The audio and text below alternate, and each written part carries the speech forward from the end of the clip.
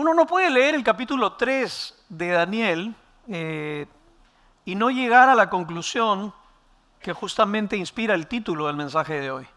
He titulado ese mensaje Una fe inconveniente. Una fe inconveniente. Porque realmente la fe cristiana muchas veces no es conveniente, a menos a corto plazo. No es conveniente.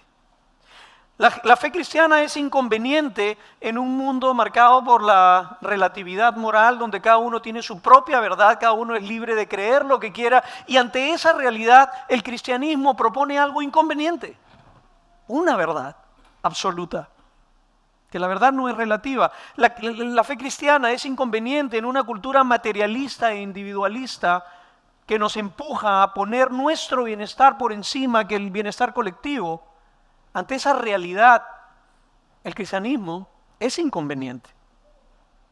La fe cristiana es inconveniente si quieres avanzar en los negocios, quieres hacer empresa y no caer manchado en temas de corrupción. Es inconveniente. La fe cristiana es inconveniente frente a una sociedad que busca redefinir lo que Dios ha establecido para el matrimonio y la sexualidad de las personas.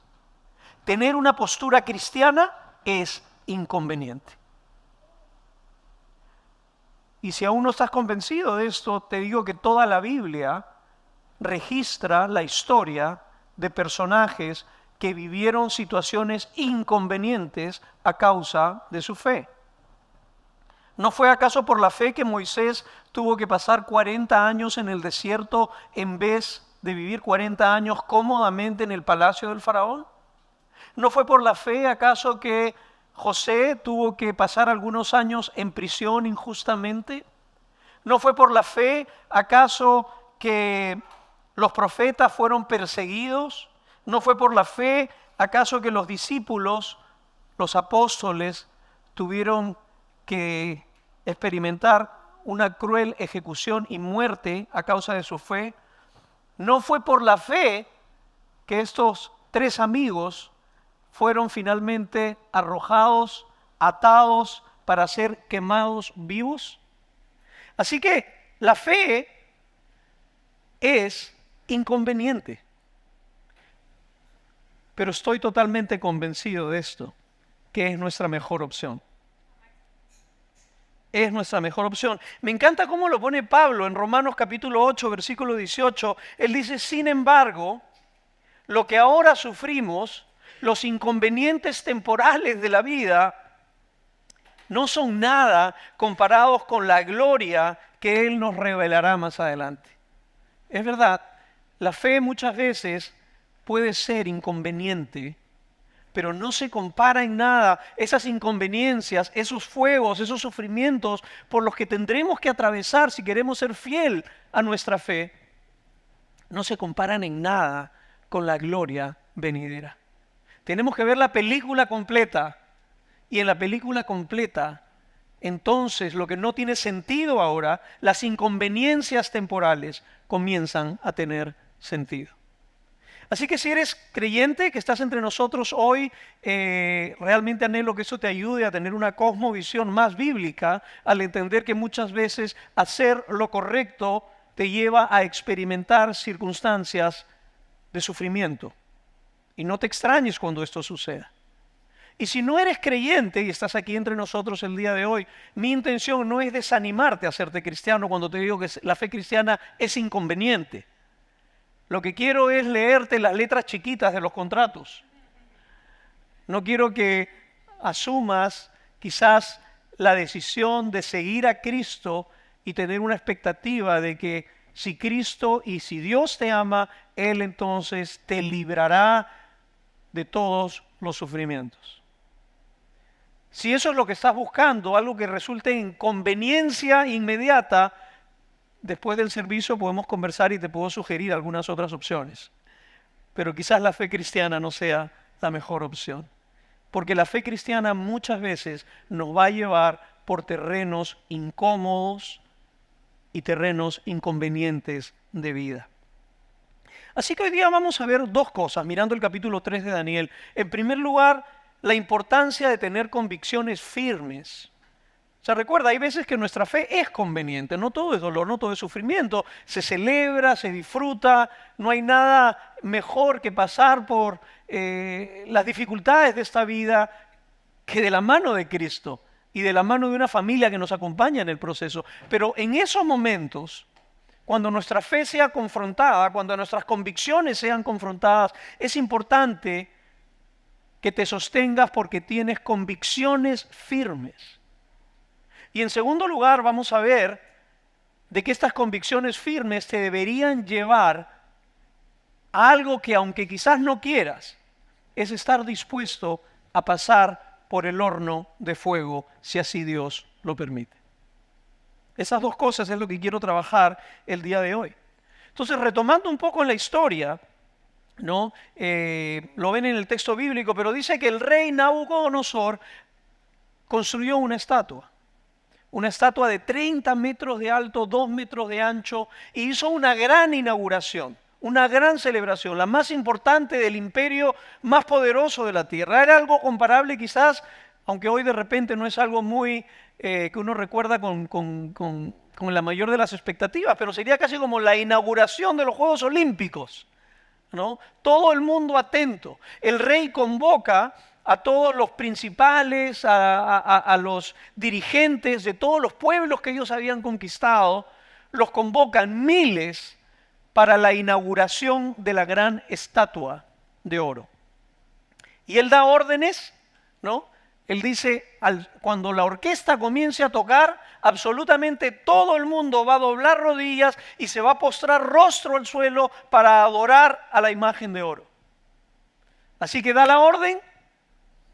Absolutamente, imagínate estos miles de personas en la inauguración, la gente más importante del reino, todo el mundo se dobla, rostro al suelo, menos 3 hombres. O sea, era muy notorio, ¿no? Todo el mundo se postra y 3 hombres se quedan de pie. ¿Por qué?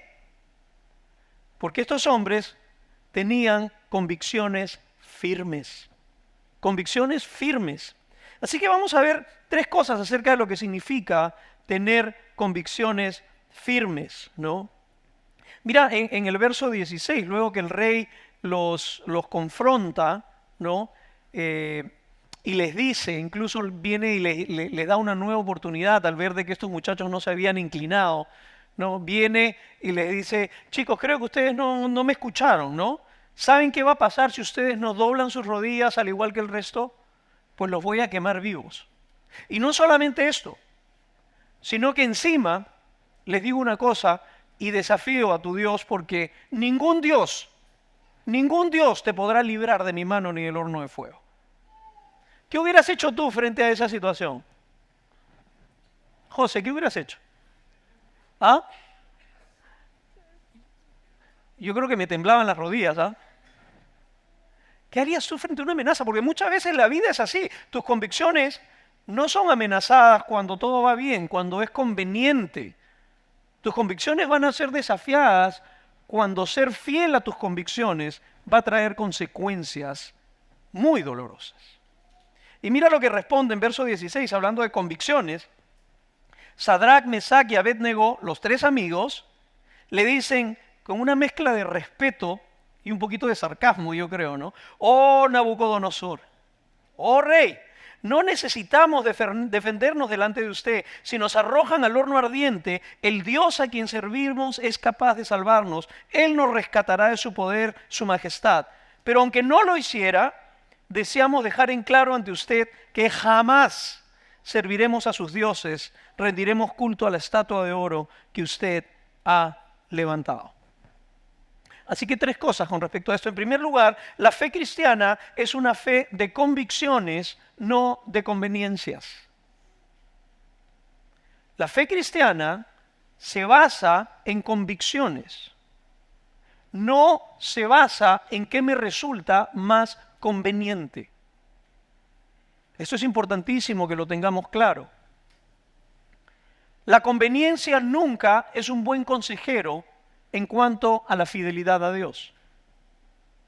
Sin embargo, muchas veces nos acercamos a Dios, y justo pensaba un poco sobre eso. Cuando yo empecé mi vida cristiana, tengo que ser honesto, no la empecé movido por convicciones, la empecé movido por conveniencia.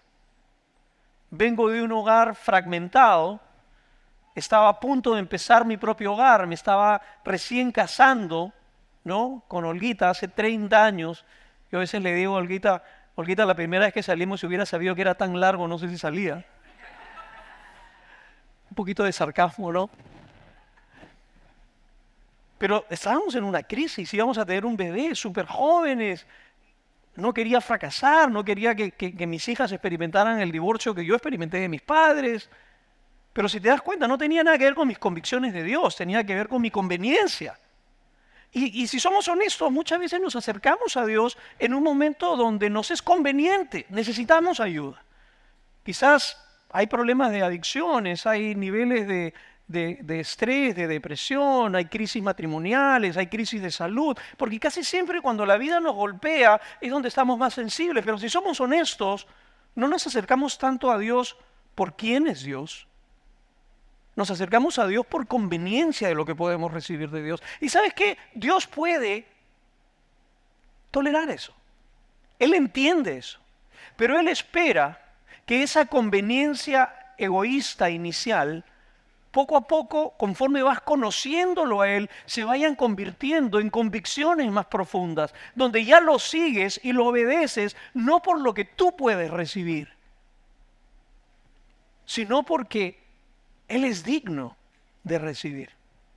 No es tanto acerca de ti, tú ya no estás en el centro, el que está en el centro es Él. Son sus planes, es su historia la que se está escribiendo. Nosotros dejamos ese trono y ponemos a Cristo en el centro.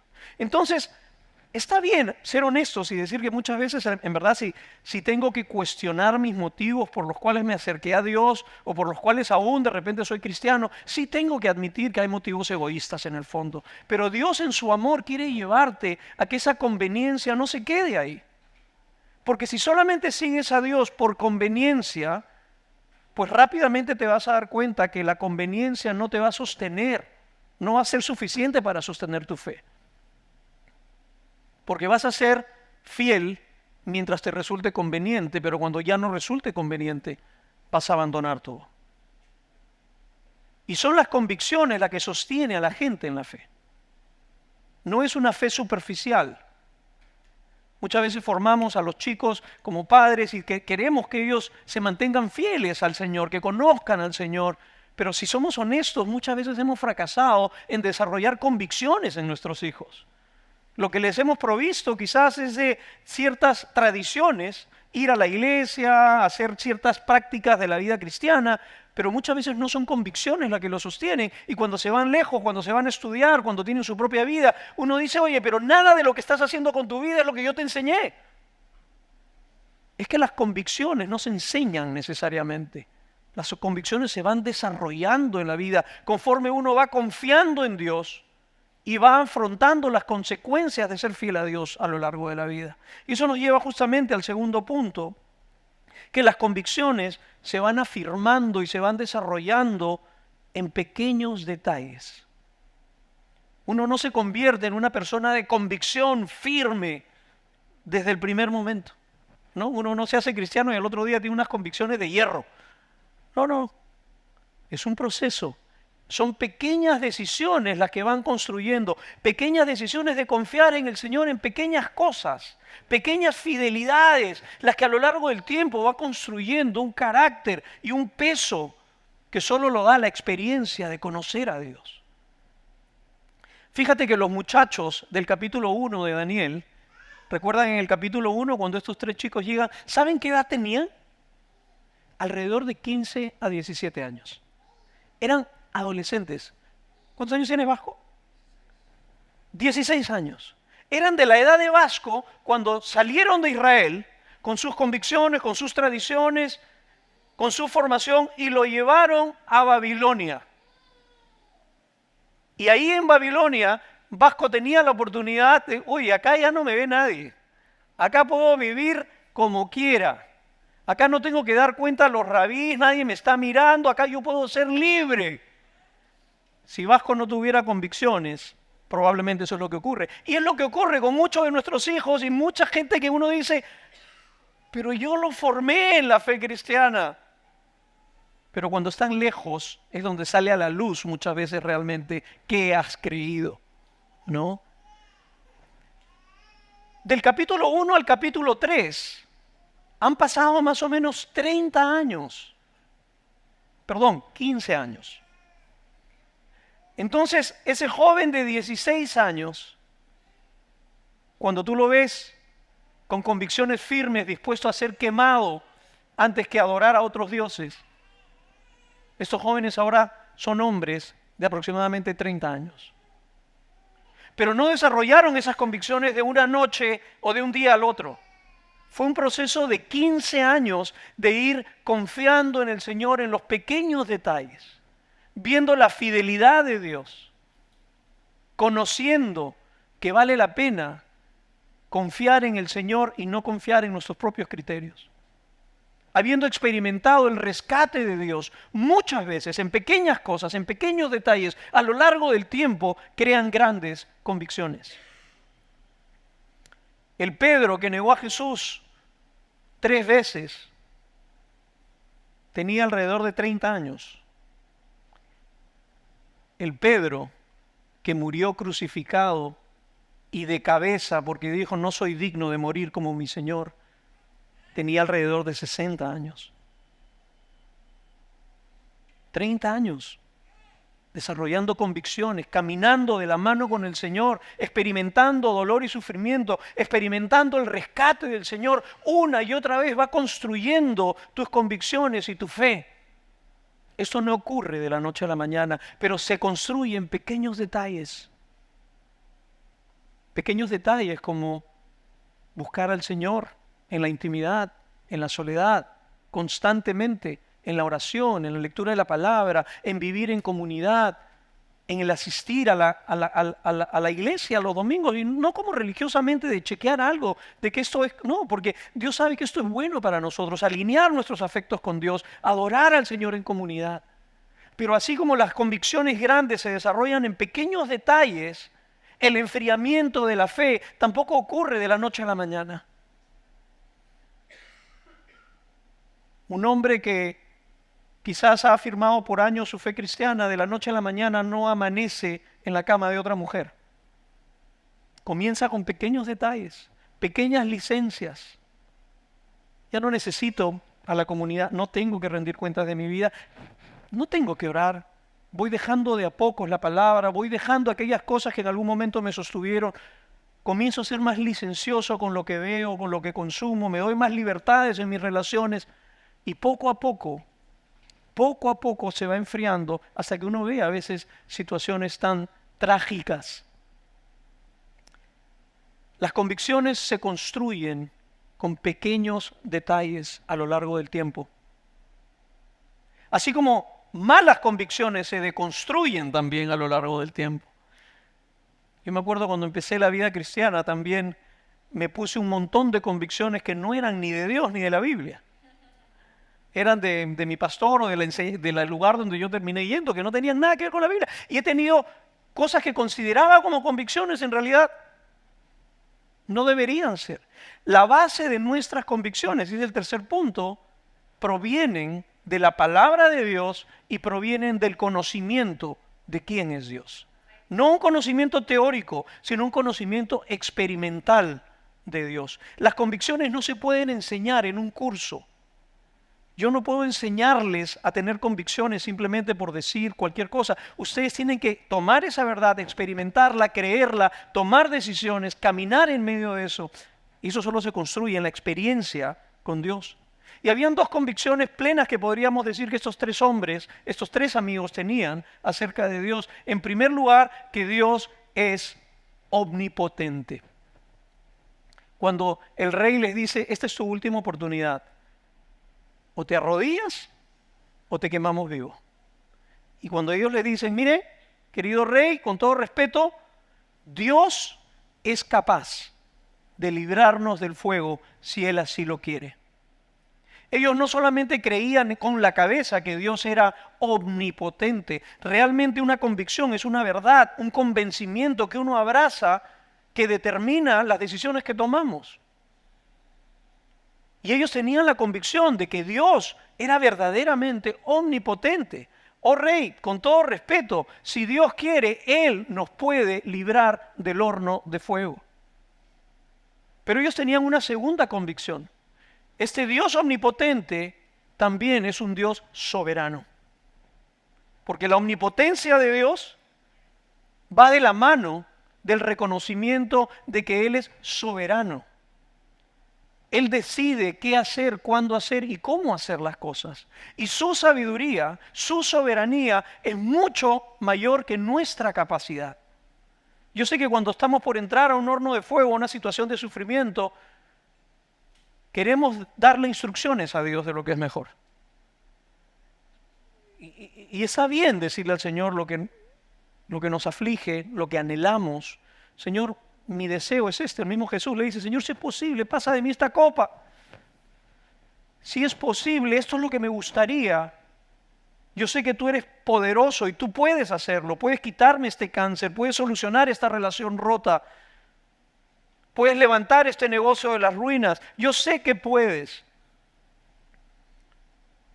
Pero así como confío en que eres poderoso, también quiero confiar en que eres soberano. Y si yo confío que eres soberano, yo te expreso lo que anhelo, pero no me aferro a ello. No creo que por declararlo o por querer darle órdenes a Dios o convencer a Dios de que tiene que resolver como yo quiero. Cuando conoces verdaderamente al Padre, te das cuenta que no tienes que convencerlo de nada. Puedes venir con la mano abierta y decirle, Señor, tengo miedo, no quiero atravesar por lo que estoy a punto de atravesar o por lo que estoy atravesando. No quisiera estar en esta situación, pero confío plenamente en tu soberanía. Haz conforme a tu voluntad. Y si tengo que atravesar por el fuego, pues que así sea. Por eso es que los hombres le dicen al rey, si Dios quiere, Él puede librarme. Y si no quiere, porque es soberano, y si Él decide no librarme del fuego, yo no voy a cuestionar su bondad ni su poder. Él no es bueno ni poderoso porque me libra del sufrimiento. No tiene nada que ver. Él es bueno y punto. Él es poderoso y punto. Al margen de cómo te vaya. Él está escribiendo una historia más grande que nuestras historias. Nuestra historia es un pedacito de la gran historia de Dios. Y estos hombres, justamente, terminan diciendo al rey, y si no me libra, tampoco me inclinaré ante tus dioses.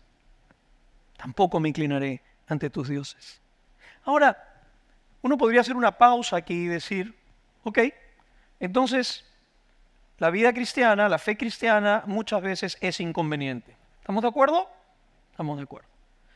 Cuando estás a punto de pasar por una circunstancia difícil a causa de tus convicciones, vas a perder un negocio porque no vas a sobornar, no vas a caer en corrupción, vas a perder un trabajo quizás porque no quieres ser parte y quieres decir la verdad, vas a vivir consecuencias y hacer las cosas bien. Y vienes delante del Señor y le dices, Señor, si es posible, líbrame de esta situación. Si te libra, y muchas veces nos ha librado del sufrimiento, o sea, no es que siempre vamos a caminar por el fuego, muchas veces el Señor nos ha rescatado y no hemos tenido que atravesar por el fuego.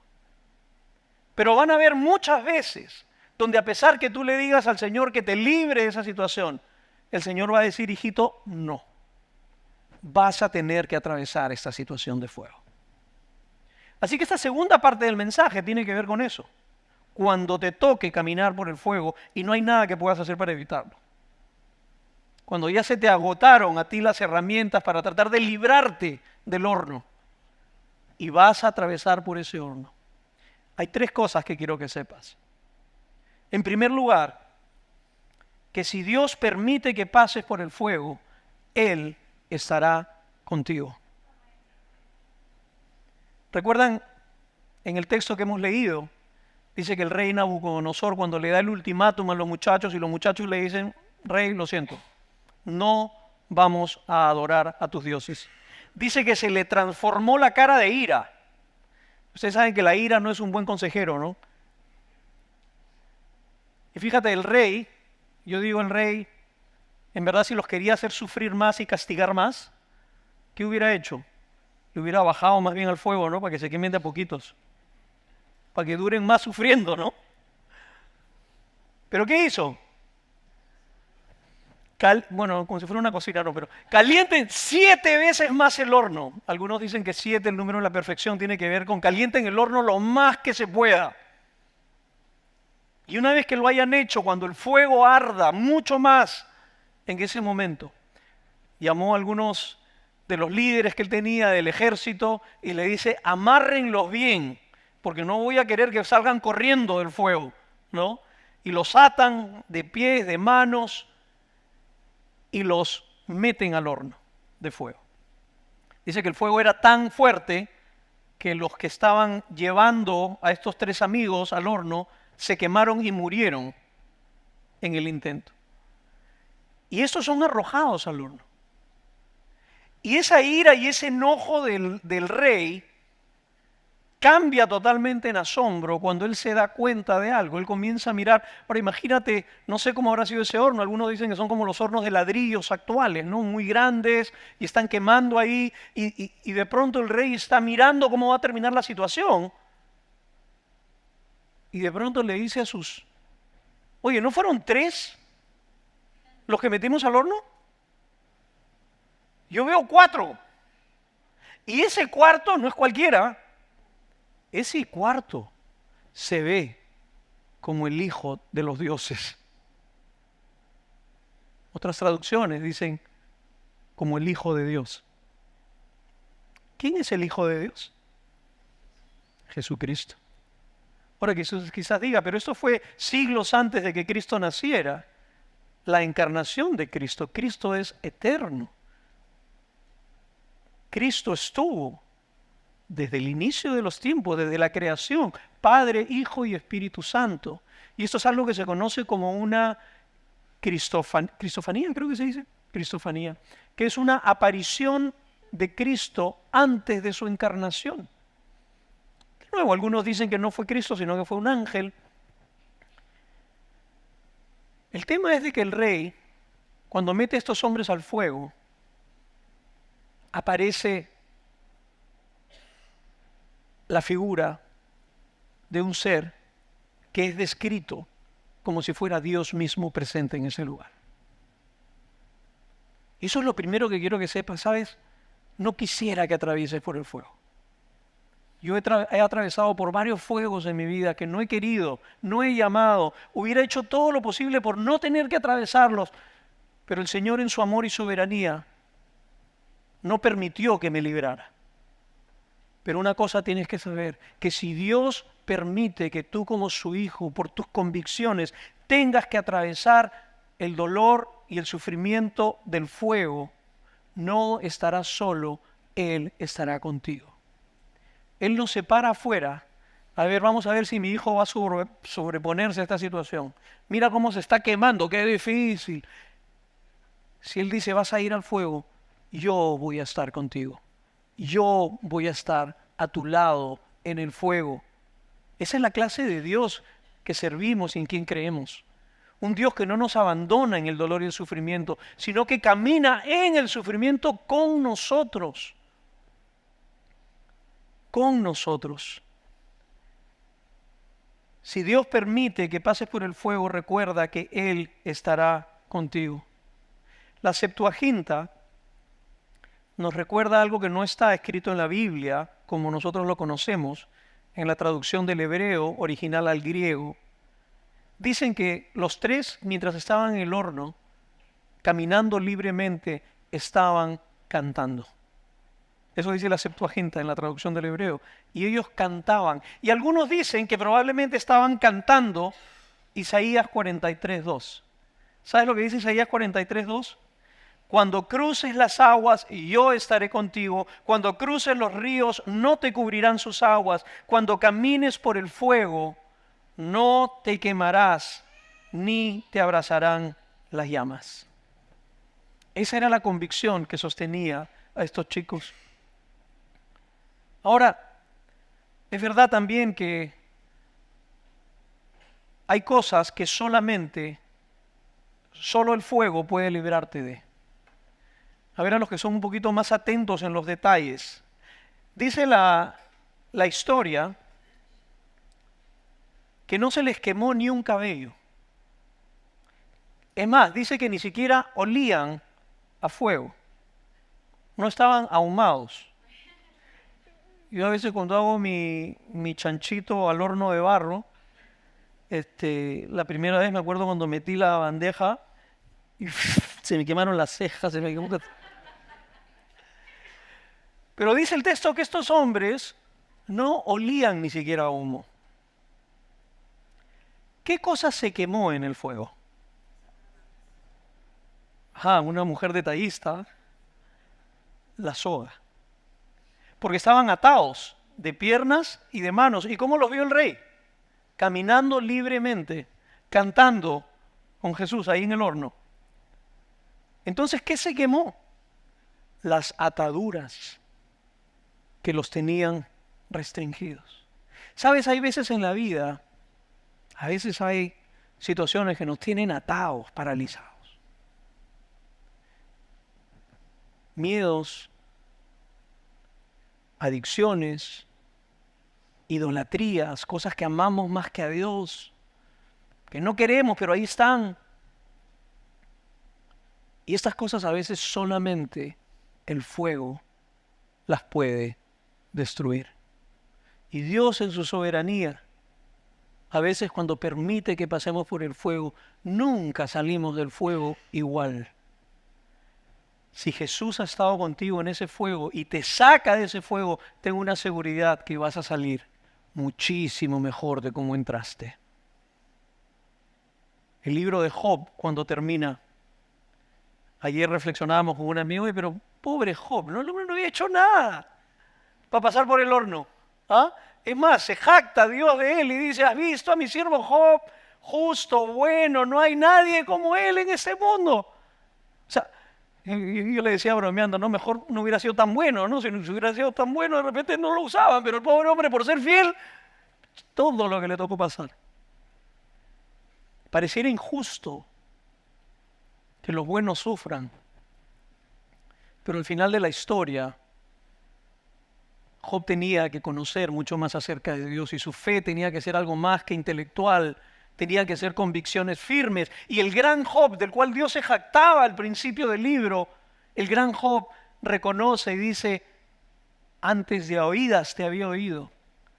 Había escuchado de tu grandeza, había escuchado de tu misericordia, de tu poder, de tu soberanía, de tu bondad, pero ahora lo he probado en mi vida. Ahora mis ojos te ven como no te hubiera visto si no hubiera pasado por este fuego. Hay cosas que solamente el fuego pueden quitar de nuestras vidas. Hay ataduras que solamente el fuego pueden quitar de nuestras vidas. ¿Y sabes qué? Termino con esta última idea. Que Dios escribe las historias más hermosas en medio del fuego. Las grandes historias de la Biblia que estamos... Mira, estos tres muchachos ni siquiera Daniel estaba ahí. O sea, eran los tres amigos de Daniel. Es más, son conocidos en la historia como los tres amigos de Daniel. Daniel era el gran personaje del libro. Pero ¿por qué estamos hablando de él hoy? De ellos. Muchos ni siquiera podríamos recordar sus nombres, ¿no? Sadrac, Mesac y Abednego. ¿Quién le pone así? Bueno, en fin. Pero ¿por qué los recordamos? Por sus convicciones firmes y porque un día Dios los rescató en medio del fuego. Esa historia se escribió en fuego. Todas las historias de la Biblia que hoy recordamos a los grandes héroes de la fe fueran escritas en el horno de fuego. El testimonio que tendrá un impacto para la gloria de Dios en la vida de otras personas no va a ser escrito en los tiempos de quietud y de disfrute, que van a haber muchos, muchas veces van a ser inscritos en el horno del sufrimiento, que no anhelamos, que no deseamos, que en la medida de lo posible quisiéramos evitar, está bien, pero que van a haber momentos donde vamos a tener que atravesar. Pero recuerda que ahí Dios se está luciendo en escribir historias que valdrán la pena ser recordadas a lo largo del tiempo.